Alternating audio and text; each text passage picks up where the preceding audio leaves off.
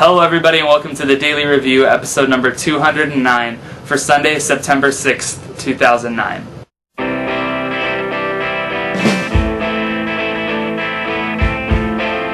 And the film I'm going to be reviewing for you guys today is Adam.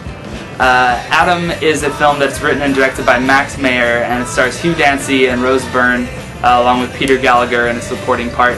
And Adam is basically about a guy named Adam, as you would have guessed, who has Asperger's syndrome, which is basically a high version of people who are autistic. Basically, your thought process, you can't really think what the other person is thinking, or you can't feel what they're thinking like normal people can, so most people just assume that they're thinking what they're thinking.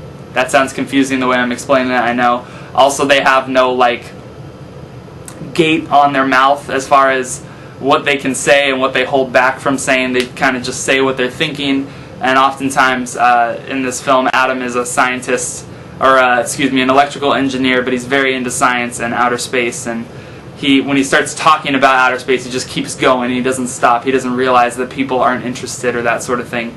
And through the course of this film, Adam meets a girl named Beth who moves into his apartment, and sort of a quirky indie romantic comedy ensues.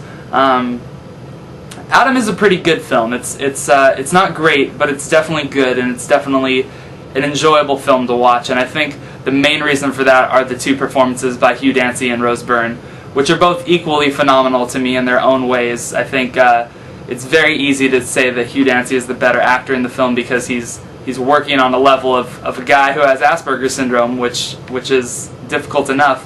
But Rose Byrne really gives a fine performance, and I think these performances are good because you actually care about these characters and whether or not they're going to get together, or whether or not they're going to stay together, or whether you want them to be together. And I think that's really kind of key when it comes to romantic comedies. I think a lot of the ones out today, people are just wanting them to end up together because it's Ryan Reynolds and Sandra Bullock on screen and they look good together, but you don't really care about...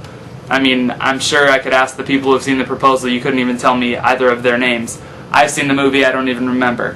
But Adam is really good in that aspect, and there's a lot of quiet, subtle scenes to illustrate that. The one thing, though, about Adam, and it's kind of a big part of it for me, which makes me not love it, is that there's this whole other side plot that really bogs down the core of Adam, which basically involves Beth's parents, and or her dad, namely, who's up for this court case where basically he took some files, or he did something illegal at his place of business, and he could possibly go to prison. And that story takes up a lot of the movie, and I feel like that story is inserted so we, the audience, can feel emotion not only for Beth, but so conflicting interests, or a conflict is formed between Adam and Beth, especially when Adam doesn't understand what's going on. And I think it feels kind of forced, and it feels very out of place. I would have much rather had the film gone on and shown Adam and Beth's relationship and just the complications in that.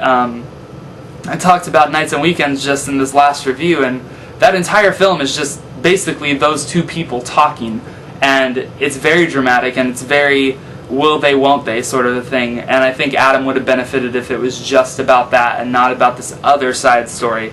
So all that being said, I give Adam a 3 out of 5. I think it's a pretty strong 3 out of 5, actually. I don't think you should go out and seek it out or anything, but definitely rent it when it comes near you, and it's a good change of pace for romantic comedies because I think it's something both guys and girls will like.